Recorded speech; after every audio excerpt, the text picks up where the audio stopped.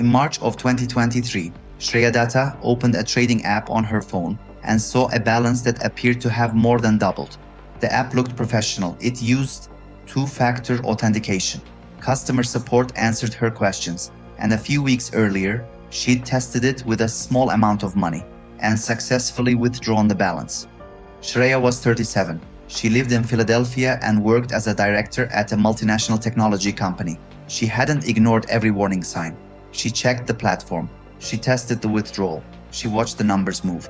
Then she tried to take out the larger balance. The platform demanded a 10% personal tax before it would release the money. By the time Shreya understood the app wasn't an investment platform at all, she'd transferred about $450,000, savings, loans, and retirement money, into a system built to make fabricated evidence feel real. This is not a story about someone who ignored every warning sign. It's a story about a system that's manufactured evidence and made caution work against her. Shreya met a man calling himself Ancel on Hinge in January of 2023. His profile said he was a French wine trader living in Philadelphia. Soon after they moved their conversation to WhatsApp, the Hinge profile disappeared. Ancel said he wanted to focus only on her. They messaged in the morning and at night. They sent selfies. They spoke briefly by video. He talked about a future built on financial freedom, travel, and the life they might share. The relationship also created a private channel. The dating platform was out of the conversation now. Friends and family weren't watching the messages arrive. Every explanation came from the same person who created the uncertainty. When Ancel postponed meeting in person, there was a reason.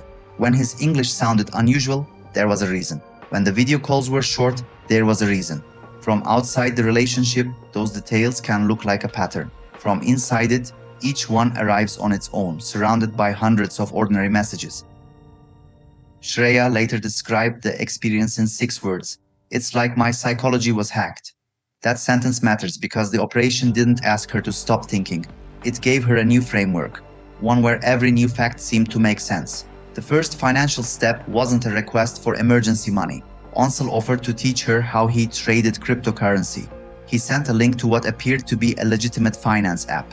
Shreya started with $1,000 buying the funds on a real cryptocurrency exchange before moving them to the platform he recommended.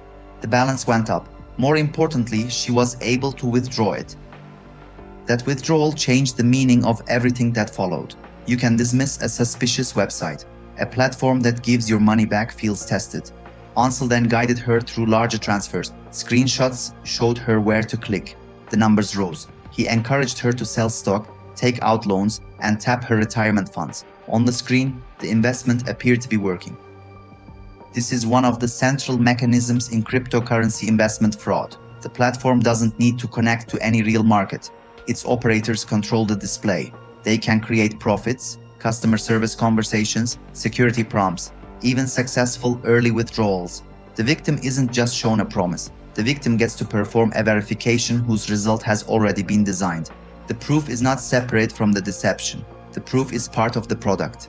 By the end of March, Shreya's reported investment had reached about $450,000. The balance on the platform showed more than double that. Then came the withdrawal request and the demand for a 10% tax. Legitimate investments can involve taxes and fees. That's exactly why the demand can sound plausible. The language doesn't need to be perfect. It only needs to resemble a process the victim already expects to exist. The platform's earlier behavior now worked against her. Customer support had answered before. Two-factor authentication had worked. A small withdrawal had arrived. And Ancel had spent weeks acting like a partner, not a salesman. Each of those experiences became a reason to keep going. The FBI describes a common pattern in cryptocurrency investment fraud. Online contact moves to a private messaging service. The new contact introduces an investment.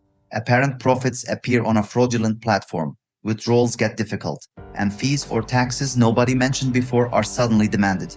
In the FBI's proactive Operation Level Up, roughly 3 out of 4 identified victims contacted by agents did not yet know they were being scammed. The operation succeeds because the checks happen inside an environment it controls. Shreya didn't resolve the contradiction by arguing with Ancel. She called her brother, a lawyer in London. With help from a private investigator, the photographs were traced to a German fitness influencer. The man in the pictures was not the French wine trader she'd been talking to. The profile, the relationship, and the trading platform were parts of the same construction. Shreya reported the case to police and the FBI. She started therapy and joined a support group for victims of cyber-enabled romance fraud. The important act wasn't technical. She brought another person into the frame. Romance and investment scams tend to get stronger in isolation. The victim sees the whole history of the relationship, the daily attention, the apparent care, the small successes, the explanations, the plans. An outsider sees a link, a withdrawal problem, an identity nobody can independently confirm, and pressure to send more money. Both people may be looking at the same messages. They're not looking from the same position. That's why the most practical advice from the Federal Trade Commission includes talking to someone you trust and running a reverse image search. The goal isn't to replace your judgment. It's to add a second point of view before the relationship becomes the only source of explanation. Shreya survived the financial loss. Another family documented a much darker outcome. Dennis Jones was an 82-year-old father and grandfather in Virginia. According to reporting based on interviews with his children and a review of his messages, he developed an online relationship with a Facebook persona called Jesse and lost his savings through a fraudulent cryptocurrency platform. As the loss deepened, he pulled away from his family. In March of 2024, before a planned meeting with his children to help him rebuild, Dennis died by suicide. His story has to be handled carefully. No single event can explain a person's death, but his children described the scam as the crisis that broke through the optimism they had always associated with him. The messages showed he had expressed shame and despair to the person behind the fraudulent profile, while saying far less to the people trying to help him. That pattern is valuable to the criminal network. Shame delays reporting. Isolation gives the scammer more time. And the belief that intelligent people should have known better turns a crime into a private failure.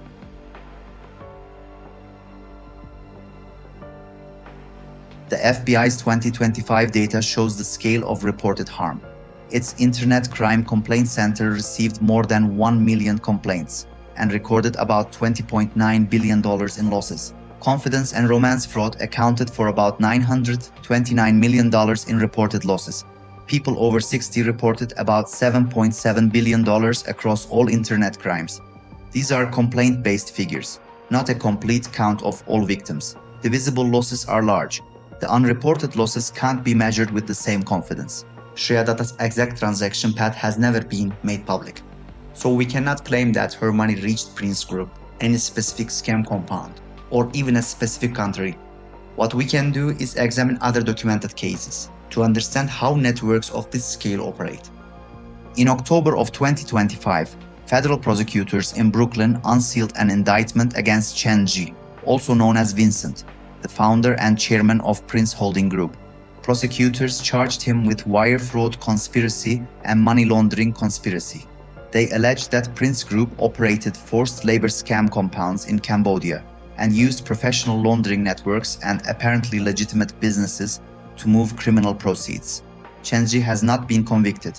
The allegations must be treated as allegations unless proven in court, and Prince Group has denied the allegations. Alongside the indictment, the United States filed a civil forfeiture complaint involving approximately 127,000 Bitcoin, valued at about $15 billion at the time. The Justice Department described it as the largest forfeiture action in its history. Prosecutors alleged that operators dispersed cryptocurrency across many addresses and later consolidated it, a method described as spraying and funneling. Blockchain activity can often be traced, but tracing doesn't automatically reveal the person controlling a wallet. It doesn't guarantee a suspect can be reached across borders. And it doesn't mean stolen funds can be returned before they are converted, transferred, or placed under new control. A transaction trail can be visible while accountability stays distant. The person typing a fraudulent message may be a willing participant. In some documented cases, that person may also be a trafficking victim. We'll call one survivor Gavesh. That's the pseudonym used by the organization that documented his story. After losing work during the pandemic, Gavesh saw a social media ad for a data entry job in Thailand. The offer promised $1,000 a month, housing and meals. Instead, he was moved across the border into Myanmar and taken to a guarded compound. He described long shifts, fines, armed guards, threats, and forced participation in cryptocurrency scams using fabricated online identities. His testimony doesn't prove who spoke to Shreya. No public evidence connects Ancel to Gavesh or to any specific compound. What it proves is that the labor structure exists. The United Nations has documented people recruited through false jobs, trafficked across borders, deprived of freedom, and forced to conduct online fraud under threats of violence. A 2026 UN report described torture, sexual violence, food deprivation, forced abortion, and other serious abuses in scam centers, based on survivor interviews and additional evidence. The industry contains different roles. There are owners and managers. There are recruiters, money launderers, corrupt facilitators, and voluntary criminals. And there are people held under coercion. Accurate reporting can't turn every person at a keyboard into an innocent prisoner. It also can't erase the documented trafficking taking place behind some of those keyboards. In 2023, the United Nations Human Rights Office cited credible estimates suggesting that at least 120,000 people in Myanmar and around 100,000 in Cambodia may have been held in situations where they were forced to conduct online scams. The office also reported tens of thousands of possible cases in other parts of the region. Those numbers were estimates, not a census. The compounds operate in hidden, contested environments. What's emerged is an industrial model. Fraudulent job ads recruit the labor, scripts guide the conversations, supervisors measure performance, technical teams build or clone the investment platforms, money mules and laundering networks put distance between the victim and the organizers. Violence and death can be used to control trafficked workers. Bribery and political protection are alleged in some criminal cases. The FBI's 2025 report recorded nearly $8.65 billion in reported investment fraud losses. Complaints with a cryptocurrency nexus accounted for more than $11 billion across multiple crime categories. Those figures cover reports made to one American system. They don't measure the full global economy. The phrase pig butchering describes the slow preparation of the target before the final extraction. But the phrase can hide the complexity behind the screen.